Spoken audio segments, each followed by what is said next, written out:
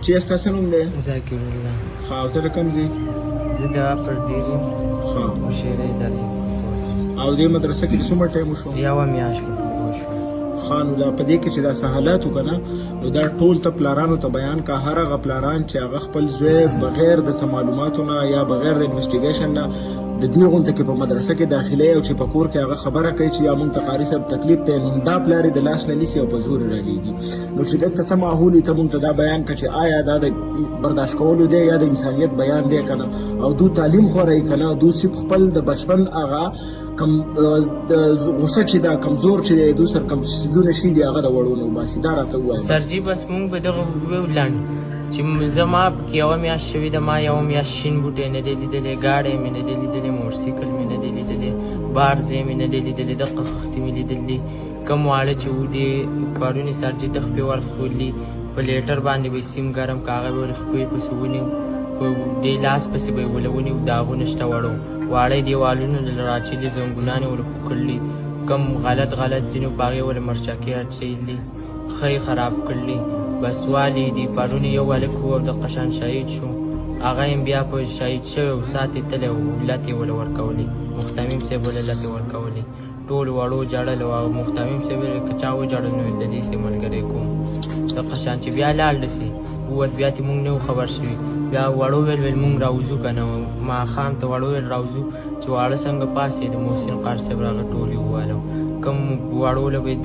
چوړکۍ باندې داسې دا کوم چچا ویل چې ویل پټونه مې خپې کړلي، هغه به یې وله داسې د هغه کړه مالګه یې پرې وله پورې کړل، دا به ښه شي او وبه یې لیدل. چې دلته به په 50 روپۍ ګولۍ وي هغه به یې مونږ له په 150 راکولې، د پلارانو به 30 روپۍ یادې کړې وي مونږ له به یې 10 راکولې، 50 به یې یادې کړې وي 100 به یې راکولې. نو مونږ به مدرسې کوم خبره وه هغه به مونږ بار نه شو کولی، چې بیا به راولو بیا به یې وال کول. بس مونږ به لنډه ډغه او دا چې دی که نه لکه دلته کې به د زیپې هم راټولولې، خو ده خو به د پلارانو نه پیسې هم اخیستې که؟ او جي پلارانو ته خو داسې پته نه و چې دا وظیفه یې. او دا چې دي که نه نو لکه اوس تاسو پکې دا وخت تېر کړو، ستاسو د عمر دا ماشومان یې دومره هېرول دي چې دا غږ نه شي کولی. زه ستا نصیب دا ویل غواړم چې ستا غونته کې ماشومان دي د هغو پلاران دي، هغو ته ته څه ویل غواړې چې آیا دا تاسو چې رالېږئ دا کار دلته کېږي او که نه ظلمونو د خپل بچي دا چې کوم دغه له رالېږي پنجپیر کمې مدرسې دي، هغه خو پنجپیر نورو نه یم خبر، زه خو پیل ځل دې یوې مدرسې ته رالم، د دې حالات دغه شان دي، د نورو نه یم خبر، دې مدرسې کې سبق نشته. ما یوه میاشت کې 4 تختې ویلي، 4 تختې، یوه میاشت کې 4 تختې. او تا اوس مونږ ته یو خبره وکړه چې یوه میاشت کې ته بره خید کړی وې چې کته به نه کوزېږي. یوه میاشت ما شین بوټی نه دی لیدلی، بره خید کړی وې چې نه به کوزېږي. بس بره به ناسو، مازدیګر کې به دیوال ته مخ که بل ماشوم څه خبرې نه شو کولی، استاد څه خبرې نه شو کولی، اکله نه شو تللی، اوبولې نه شو تللی، خوراک به دې وکړو دیوال ته به دې مخ کړی و بس. او دا تاسو چې به مازدیګر راووتی په دې لار کې به چې ولاړ وئ که نه، نو چې تاسو سره به چا غږ کوو، ما دې قاري صاحب ته یو ورځ پخپله وویل ما یې چې دا ته واړه راوباسي ګنټه تا په لینډ کې ودرول دي، ستا خوا پټی دی، ما یې دولته څه ګرون راخه ګرکټ ورکټ ولې نه کوي،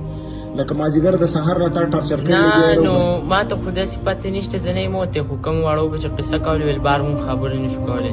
دوکاندار ته صرف 2 خبرې کوو، دا شی را او دا شی را، بیا به راځي په خپل ځای وردېږي، خوراک به خوري، او د کوم ګول ځای او د هغې نه سخت په بار بیا په چابک والدي، په کوړه والدي، په زنځیر تړل دي، چې د مدرسې خبره دې بار وکړه چې په مدرسې کې والدي په پیپم چې ته رالې په زنځیر به دې تړي، پرون چې هلک څنګه حل وشو هغه شان حل به درسه کېږي. بس زه پلارانو دغه ویل غواړم چې خپل زامن مدرسو ته مو بوځئ، بس خپلو بچو تپوس او که فرض که لیږي نو چې مطلب په یوه ورځ نه په درېیمه ورځ یې تپوس پکار. زما یوه میاشت وشوه، زما والد صاحب 2 که 3 پیرې رینګ کړلی، مختمیم صاحب ورته ویل دی ویل دا ښه دی، زما مسله ولږ دغه والی او مینو بیمار و که نه، اوس مې دا زنګونان درد کوي، نو ویل ښه دی، ما به ګولۍ خوړې په 50 روپۍ بدتر ما به په 120 راکوله، هغه ډبې دې پرون یې وړلي، هغه کوم ریټونه چې پې لیکلي، اوس هم یو ډبی و هغه یې مې ویوړ، نو دغه شان چل به یې کاو، دې مدرسه نه ده چلولې. زما چې پکې دا یوه میاشت وشوه، دې به خپل بزنس کاو، مدرسه به یې نه، دغلته به یې دوایانې خرڅولې، دغلته به یې ګابین خرڅاو، دغلته به یې غوړي خرڅولې. دغه وی او پردو وړو به ظلم کوم او څنګه په دغه به په کومه باندې اخیستو زما سه مدرسه کې سل واړه دي زه ولا ګابین عالم زه به دې خرچې کوم نو هغه خلکو ویل چې زه د الله په دغه دي مونږ به ولې په نیم ریټ ورکو ارزان ولې یوه پتیله بګین څوک راټولولی شي نه د دوی سره پتیلې پرتې دي او دوه پتیلې دي تاسو به په خپل وینئ څلور دړې پتیله دا دیګ امرای ډېره ډېره